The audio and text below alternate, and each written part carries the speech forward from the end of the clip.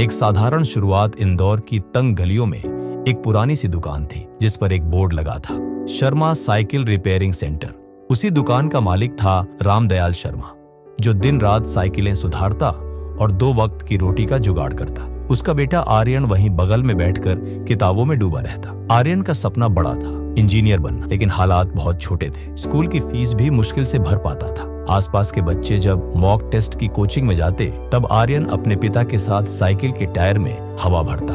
बुलावा, सपना जो चुपके से दिल में जागा। एक दिन स्कूल में जब एक पूर्व छात्र ने इंजीनियर बनकर अपनी कहानी सुनाई, तो आर्यन की आंखों में चमक आ गई। उसने ठान लिया कि वह भी एक दिन ऐसा ही बनकर अपने स्कूल में आएगा। लेकिन घर की हालत देखकर वह सपना हर बार कांप उठता। इनकार, हकीकत से लड़ाई। जब आर्यन ने अपने पिता से कहा कि वह आईआईटी की तैयारी करना चाहता है, तो रामदयाल जी मुस्कुराए और बोले, बेटा, सपने अच्छे हैं, पर रोटी के लिए पेट भी चाहिए। कोचिंग की फीस हम नहीं भर सकते। आर्यन की आंखों में पानी भर आया, लेकिन उसने कुछ नहीं कहा। रात भर वह अपने पुराने फोन पर यूट्यूब से वीडियो देखकर पढ़ाई करता रहा। था मार्गदर्शक। जब उम्मीद ने दरवाजा खटखटाया, एक दिन स्कूल में एक नई फिजिक्स टीचर आई, प्रियंका मैडम। उन्होंने आर्यन की कॉपी देखी और पूछा, तुम इतनी मेहनत क्यों करते हो? आर्यन ने बस इतना कहा, क्योंकि मुझे अपनी किस्मत बदलनी है। प्रियंका मैडम ने तब से रोज उसे एक्स्ट्रा पढ़ाना शुरू कर दिया और अपने पुराने नोट्स भी दे दिए। परीक्षाएं और संघर्ष, अंधेरे में उम्मीद की लौ।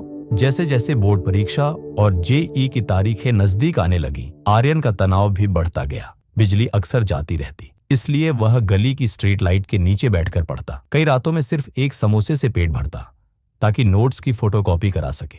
परीक्षा के दिन भी उसके पास न जूते थे, न नया यूनिफॉर्म, लेकिन उसकी आंखों में आत्मविश्वास था। पतन, जब सपना टूटता नजर आया। जेई मेन में उसे अच्छे नंबर आए, लेकिन एडवांस के दिन अचानक उसका पिता बीमार पड़ गया। दुकान बंद हो गई, पैसे खत्म होने लगे। आर्यन ने सोच लिया कि अब कॉलेज का सपना छोड़कर दुकान संभालनी होगी। उसी रात उसने फिजिक्स की किताब बंद कर दी और मशीन का पाना उठा लिया। आत्मबोध, वो पल जिसने सोच बदल दी। एक दिन एक ग्राहक आया और अपनी साइकिल की चेन ठीक करवाते हुए बोला, तुम्हारे जैसे लड़के अगर किताब छोड़ देंगे तो देश कैसे आगे बढ़ेगा? बस यही वाक्य आर्यन के दिल में उतर गया। उसने उसी रात फिर किताब उठाई और बची हुई पढ़ाई पूरी की। पुनर्जन्म, सफलता की सुबह जेई एडवांस का रिजल्ट आया। आर्यन ने ऑल इंडिया रैंक 642 हासिल की थी। पूरा मोहल्ला चौंक गया। टीवी चैनल वाले, अखबार वाले सभी उसकी दुकान पर इंटरव्यू लेने आने लगे। उसका चेहरा, जो कभी ग्रीस से काला पड़ा रहता था, आज टीवी पर चमक रहा था। वापसी, जब नायक बनकर लौटा 4 साल बाद, एक ही लड़का जिसने साइकिल की दुकान में चेन बदली थी, आज एक मल्टीनेशनल कंपनी का इंजीनियर बन चुका था। वही प्रियंका मैडम